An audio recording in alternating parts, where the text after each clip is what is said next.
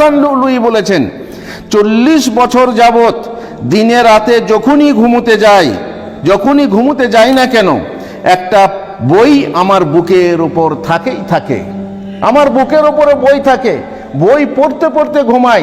উদাহরণস্বরূপ, যেমন আমাদের বুকের ওপরে মোবাইল থাকে, যতক্ষণ না ঘুমিয়েছি মোবাইলের আলো আমার চোখে লাগে, সে এক ক্ষতিকর।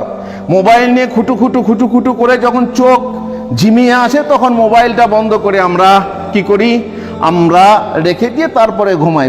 বইয়ের সাথে এরকম হওয়া দরকার। আমরা শুনেছি আলেম ওলামাদের কথা, বাসর রাত্রে গিয়েও প্রথম স্ত্রীর সঙ্গে প্রথম সাক্ষাতের সময়েও তার হাতে বই, যেহেতু তিনি বই এত ভালোবাসেন, বই এত পছন্দ করেন বই পড়তে। কিন্তু এই মোবাইল সর্বনাশ করেছে আমাদের।